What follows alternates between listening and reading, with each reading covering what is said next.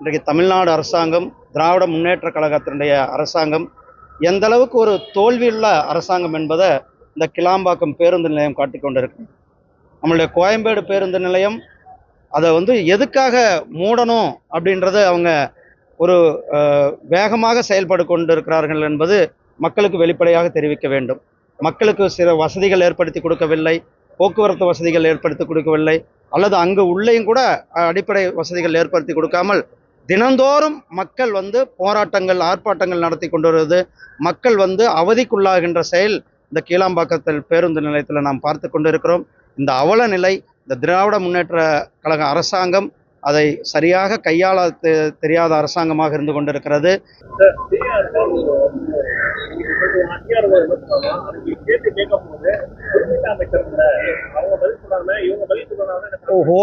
Whole government அப்ரோச்ன்றது அவர் மறந்துடுவாரான்னு தெரியல. Whole government ஒரு அமைச்சர் பேசி கொண்டிருக்கும் பொழுது அல்லது தவறான தகவலை பாராளுமன்றத்தில் தவறான தகவல்களை தெரிவித்த டிஆர் பாலு தவறான தகவலை நீங்கள் தெரிவிக்கிறீர்கள் என்று சொன்ன ஒரே காரணத்திற்காக, தவறான தகவல்களை தெரிவித்துக் கொண்டிருக்கிறீர்கள் என்று சொன்ன ஒரே காரணத்திற்காக இந்த தகாத முறையில் நடந்து கொண்டதை நீங்கள் எல்லாம் பார்த்துருந்தீங்க. கொடுத்தப்பட்ட நிதியே இன்றைக்கு இன்னும் அவருக்கு கிட்டத்தட்ட இந்த வெள்ள நிவாரணத்துக்கு மட்டுமே இந்த என்டிஆர்எஃப் எஸ்டிஆர்எஃப் ஃபண்டுன்றது 1000 கோடி ரூபாய் கொடுக்கப்பட்டிருக்கிறது. அதை முதல்ல பயன்படுத்துங்கள் என்று தான் அந்த பாராளுமன்றத்திலே அமைச்சர் சொன்னார்கள். அதை முதல்ல பயன்படுத்தி விட்டு அவர்கள் பயன்படுத்தணும்னு சொன்னாங்க. அதே போல் இந்த இன்டர் மினிஸ்ட்ரியல் கமிட்டி அவர்கள் ஆய்வு செய்திருக்கிறார்கள். அவர்கள் அறிக்கை கொடுத்து அதுக்கான வேலைகளையும் செய்யப்படும் என்று தான் அமைச்சரும் சொல்லியிருந்தார்கள்.